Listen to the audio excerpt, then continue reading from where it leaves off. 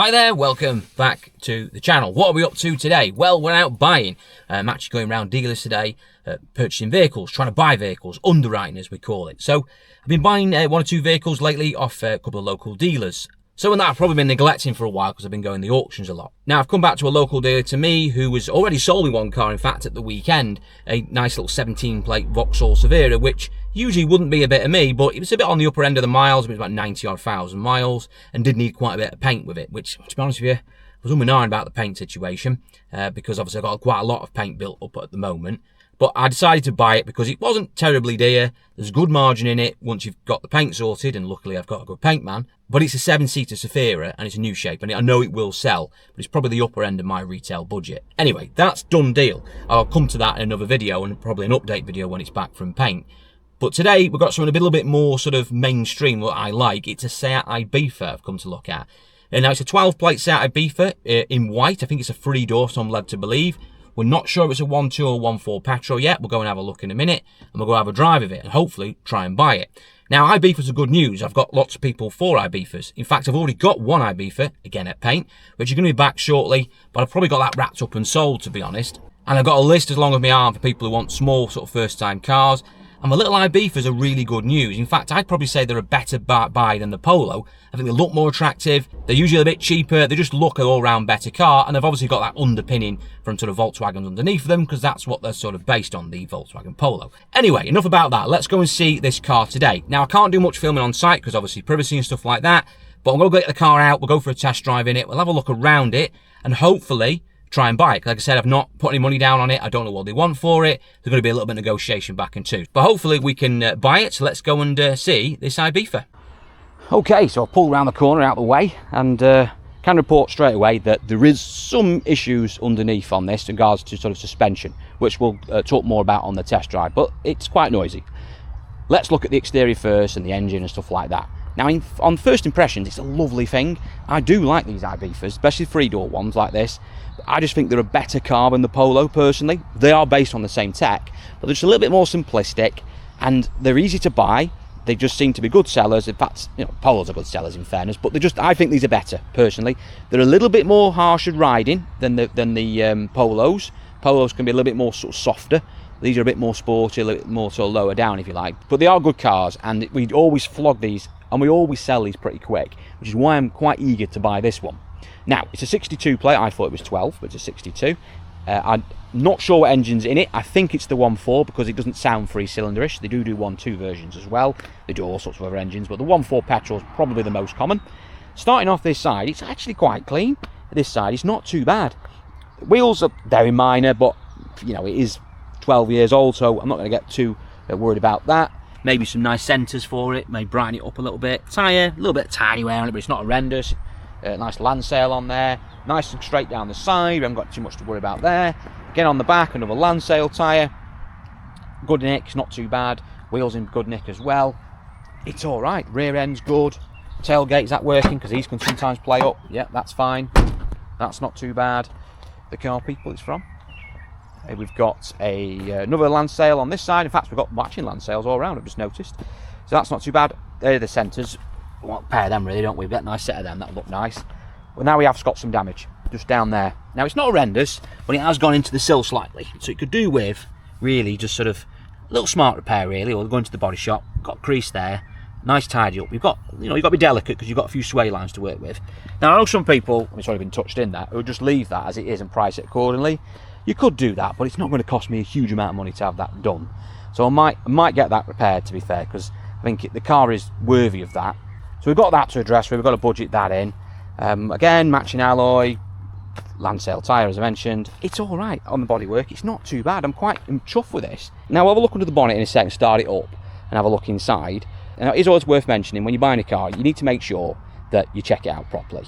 And it's also not just about checking it out physically, like I'm doing here, but also making sure that the car hasn't got any hidden nasties also as well, such as never been written off, or hasn't got any outstanding finance. Because if you go and buy a car, particularly from someone privately, you've run that risk that you might have outstanding finance. It could have been an accident. You just don't know. Now, I'm buying this from a dealer, which is a little bit different because obviously we've got access to HPIs and check stuff like that.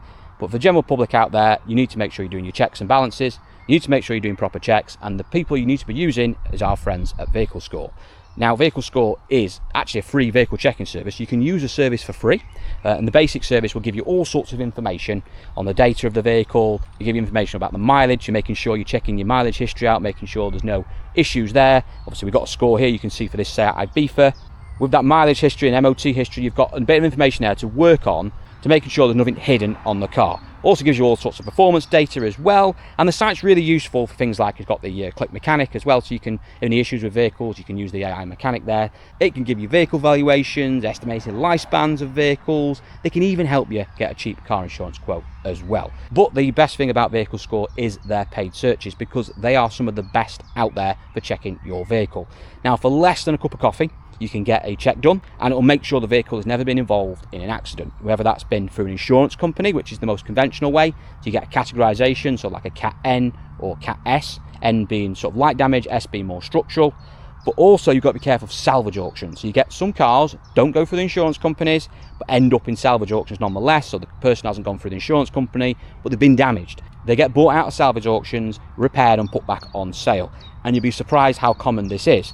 Now, with VehicleScore's checks, you can actually check to make sure the vehicle hasn't been through a salvage auction. If it has, it'll find it, it'll show you the vehicle, even with its damage on, where it was when it was listed, and you won't find that on most standard HPI checks. It only really checking for sort of insurance losses. So using VehicleScore's system, you're making sure all your bases are covered. Also checks to make sure there's no outstanding finance on it, never been used as a taxi, private hire, anything like that, export or imported. They are some of the best searches out there at the best possible price. And it gets better as well, because you guys get a discount. You can use the promo code CARUK20 and you'll get 20% off any of those paid checks. But always remember, the basic service, guys, is completely free to use, so it's well worth having, downloading. So make sure you use VehicleScore, guys, when you're buying your next car.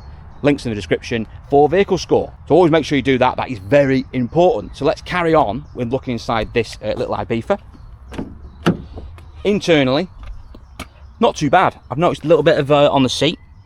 We've got there, we need to address that. I want a little bit of a home economics on it, the needle and thread.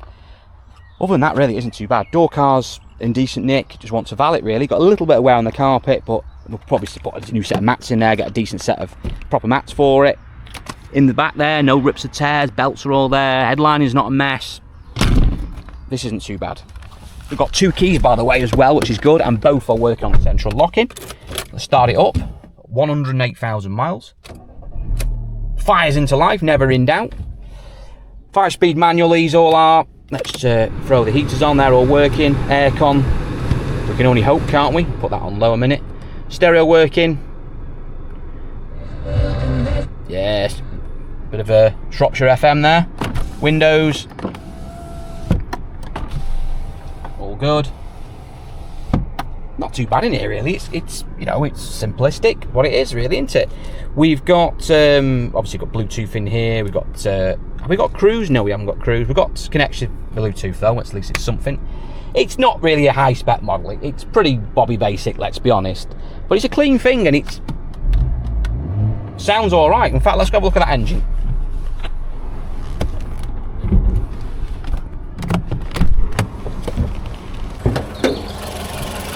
Right, purring away like a little kitten. It is a 1.4 as I suspected it would be.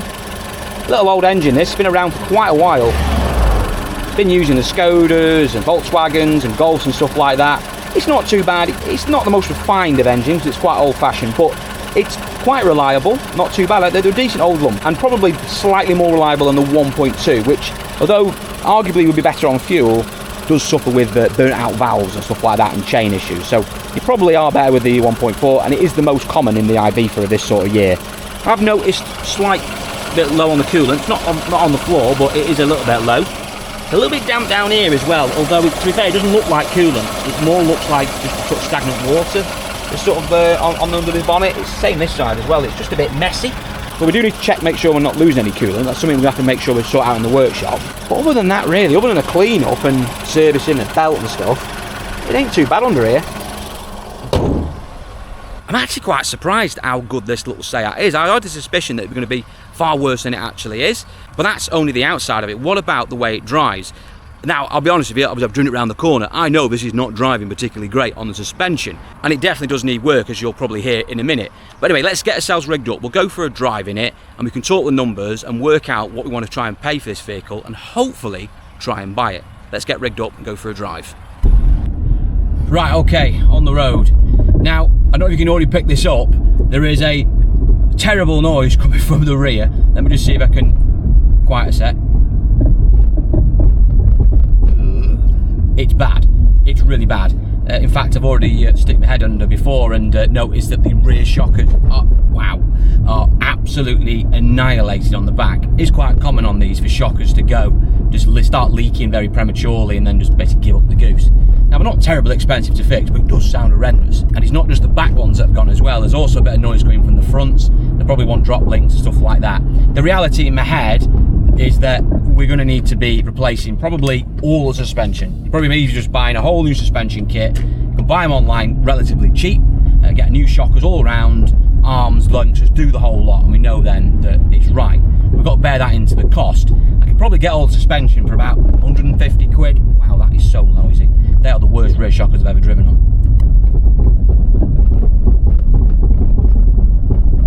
I mean, that's like horrendous. Absolutely horrendous. Anyway, no wonder they part the car. They probably thought it was falling to pieces. So we definitely need to sort that suspension out. That needs doing. There's also that bit of paint we need to deal with as well. At that bottom corner, it's touched the sill of it. So, some people probably say get away with that, but I think it wants doing, to be fair. So we need to look at that as well and get that sorted. But past all the noise itself, the clutch, the gearbox, the engine, if you can hear me over all the banging, it's actually alright. The engine and box isn't that bad. There's the makings of a good car here. It's just been neglected and we need to really rescue it. Right, I think that's enough of that. I'm going to pull this in a second and go in there and try and negotiate. What's this worth? Well, quick look on Auto Trade. It's probably somewhere, I mean, it's probably 2,995 to be fair. You might find some at 27.95. You might find ones or two shade over that. 2,995 is probably where it's at, to be fair. And I think we'll sell it pretty much straight away. But there is a little bit of work here. You've got all the suspension to do as well. You may have damaged the back wheel. Like I said, that suspension, particularly this driver's rear, is horrendous.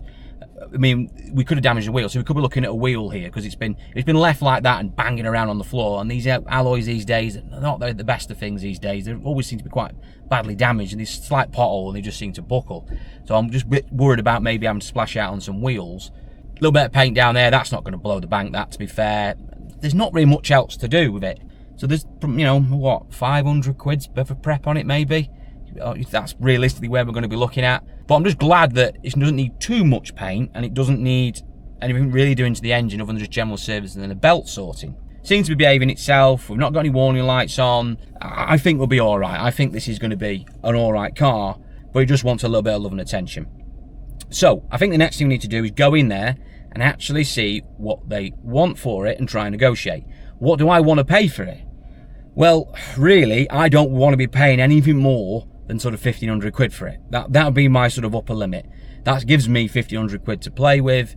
I'm going to probably spend 500 quid. There's a nice margin in there. You're going to have to pay some VAT on that as well, margin. You know, there's a few hundred quid of VAT to come out of that profit as well. So, you know, we're not on mega money, but they are good sellers and we do need this type of stock. Now, maybe I might get it for less than 1,500 quid. Anything under that is gravy, as we'd say. But at the end of the day, it's a negotiation. Let's see what they want for it. I imagine they'll probably want a lot more than I want to pay, and we'll meet somewhere in the middle. So I'll go and do that negotiation now, and I'll come back to you in a minute and let you know if we purchased the Seat Ibiza. Okay, you join me back at the pitch with the Seat, and let me fill you in what's happened, because it's been, well, over a week now since we last recorded this, even though it was just a few moments ago. Now, obviously, we bought the car. I'll tell you what happened in the negotiations. We went in, and basically, they wanted about £2,000 when they started off asking for it. I was nowhere near that. I was about 1,300 quid, and in the end, we managed to sort of come together at £1,500, which was ideal because that was literally the maximum I was willing to pay for the car. And we take into account the fact that it probably would have been about £1,300, £1,400 car in the auction, chuck some fees on, pretty much what you would have paid anyway. So I'm pretty pleased with that result. I mean, it's not the best result, so I was trying to get it a bit cheaper, obviously, but they were sticking too firm, and obviously they have to get back so much because obviously they give this in part exchange and stuff like that. All got to work for everyone. Anyway, nonetheless, sorted, done. I drove the car back. It was an horrendous drive, as you can imagine, really bad. So the first thing we had to do was basically get it sorted on the suspension. Now, no sooner did we get it back here and got it sort of semi-cleaned that we had someone come on, literally after a Seat Ibiza. They'd been interested in another one we got over there, a white one, which has been here a while, which we bought very cheap of a non-runner and got it running. And that's not quite ready yet. That's just come back from paint and it needs a few bits doing. And we've been waiting for that one to sort of come back and be sorted and go on sale. And obviously this one turned up. There's a little bit more money, but they were happy with it. So I basically just pulled the price out, $2,995, said that's what it's going to be, and they put a deposit down on it. They obviously couldn't drive it because it was no fit state to drive. But then things obviously developed very quickly, so we had to get it on the ramp quickly, get the suspension sorted. Rear shockers were absolutely annihilated. If I've got a picture of one here, I'll show you. It was just completely collapsed on one side. Obviously we've changed both of those. It's had some drop links on the front, they were noisy. Front shockers actually weren't that bad, they were all right. But it's just the drop links were just absolutely tated, so it was clunging and banging everywhere. Had a few other little bits as well, exhaust bits, stuff like that. A bit of a clean up on the brakes, etc. That was pretty much it. It wasn't too bad actually. It was just really just sort of the isolated suspension issues. We managed to get away well. We managed to get away as well with no damage to the wheels, which amazed me because I thought the amount of banging we had from the back end, I thought we'd damaged or buckled the wheel, but no, absolutely fine. And that was pretty much it. Took it to MOT. It did have a little bit of a niggle with the emissions at first. It was been a bit funny. Then we brought it back here, give it a good service, give it a clean up, etc. Cleaned all the throttle body out and etc. And then took it back to a test station and it passed. So it flew through then, no issues. Obviously it's probably just been laying around for a few weeks, which doesn't help it. And it did need a good clean up. Just goes to show what a good service can do for a car. So anyway, I'll go through the full numbers in a minute with you, but I'll quickly show you what we've got to do. The only thing left on it, it's actually going out today, which is why I'm trying to film it quickly, is a number plate which is arriving imminently. The number plate's just a little bit worn there on the front, and it's a bit annoying, so I'm going to change that for the sake of £6. Just tidies the front end of the car up. But that is literally the last thing we've got to bolt on. It has all been cleaned up and ready to roll. We have obviously cleaned it inside and out, just finished valeting it off. I've had to valet it because my valeter is away. That's pretty much it really. The paint wise, we had a bit down on this side here. If you remember, obviously you got a picture of it before, and now you can see there it's all been blended in, and it's all come up lovely. So I'm quite pleased with that. Good result in the end. The rest of the cars want a little bit of a buff up. There's a few little marks here and there we've touched in, but for the age of the car with 100,000 miles on it, 104, 108,000, somewhere around there, it's fair condition for what it is. It drives absolutely superb now, no issues at all, which is great news. And we managed to achieve the top end of what I was after, 2,995. Really sort of after things these. We do well with Seat Ibizas. They're just an good alternative to sort of Corsas and stuff like that, as I mentioned earlier. And like I said, they're probably a little bit less headache as well compared to them. Corsas are an absolute nightmare, for example, and Fiesta. And the Fiestas aren't that bad, but Corsas in particular can be quite troublesome. But the youth want them, but they also like these and they prefer selling the Ibizas. So that's it really. It's all looking well. We say we had no issues really. Mechanicals were fine. Didn't have a coolant leak. We suspected there was a bit of water on this side here where the coolant bottle was. No leaks at all. It was just stagnant water, just a bit mucky. So we cleaned it all off, checked it all. There's no leaks or anything like that. So it's been really straightforward. Anyway, I'll go through the numbers with you now and sum up this purchase. Right. So quickly go through the numbers with the Ibiza. I've got myself in a car, get out of the noise because it's a bit noisy today, a lot of grinding going on. So basically we paid £1,500 for the car. My paint cost about 150 quid to get sorted. That little bit of damage down the bottom there, which I'm pleased with. Then I had to buy a service kit for it. We also had to get some rear shockers, obviously, because they were absolutely annihilated. So chuck in the service bits, the rear shockers and exhaust clamps as well, because it had a new exhaust on it, not by us, a new front flexi. But then someone's reused the old sleeve clamp and it's just not fitting correctly. So anyway, we put a new sleeve clamp on it, that solved that blowing issue. And after that was pretty much it. A good service, and that was all it needed. The rear shockers were the main thing, and a couple of front drop links as well, as mentioned before. So long story short, all the costs and etc. on the MOT and all the service bits we did ourselves, it came to just over £1,850, the budget for that vehicle, top from purchasing, and obviously the other little bits and bobs we had to put on it as well. So I'm really pleased with that. That is coming way under budget. And also we got a good price for it as well. I got the upper end of what we were looking for. So really pleased all round with that result. Now I do get asked a lot by people when starting out, what sort of cars in particular, you know, should be sort of trying the market with, or maybe just starting to flip or try and make a bit of money out of, I definitely would put the Ibiza on that list. I mean, obviously I rave about other things like C1s and Igos, which is like the easiest thing in the world to do. But the Seat Ibiza is not a bad car, particularly this 1.4 petrol. The 1.2s you've got to be a little bit careful with, the 1.2 petrols. Good thing to drive and a lot more economical, but they do suffer with chain issues and stuff like that, and burnt out valves as mentioned earlier, so you've got to be really careful, know your onions when buying one. The trick really is, as long as it starts up, there's no rattling on the 1.2s, and you haven't got any engine lights on, you pretty much be okay, but don't be buying one with any issues like that unless you've got a man who can fix it. The 1.4 is a little bit more straightforward, like I said, not as refined an engine and probably not as good on fuel, but they don't seem to give many problems, and I've seen these with big miles on, so they definitely are a good candidate for a car to be buying and selling on, or just a cheap alternative if you want to buy a sort of a modern looking car, should we say, or still modern looking car for half decent money. They're very popular, the Ibizas. A lot of people are buying these as sort of first-time drivers or second cars, etc. Or, you know, some people want just a cheap run around. And just still quite a modern, attractive car. A lot more better than the Corsas, which get, you know, we could sell loads of Corsas as well, but we feel a lot more comfortable selling these Ibizas. Different type of car, but all round a really good seller, particularly with the younger generation. So definitely one to cut your teeth into if you're looking to start out. And you can pick these up pretty easily. Most of the time, it's usually the suspension problems that are on these, blowing exhaust, stuff like that. Really sort of general wear and tear stuff. And if you buy the stuff particularly online or go shopping around for parts, you can usually get the bits for these very cheap, and they're not too difficult to fix. And pretty easy if you're an amateur mechanic or you go on the spanners to fix yourself. So they're well worth considering as an option. Anyway, we're going to get this one wrapped up. Customer's going to pick this up very shortly. I hope he enjoys it. An all-round great result for us at the car pitch. Now, don't forget to check out VehicleScore for all your car purchasing needs. If you need any searches doing, make sure you check out VehicleScore. It's completely free to use. And if you do want to use the paid check service, use that promo code CARUK20 to get 20% off any of the paid checks. Thanks for watching this one, guys. Please like and subscribe to the channel. It means a lot to me when doing so. And don't forget to let me hear your comments by using the comment section below. Thanks, guys, and I'll see you all in the next one.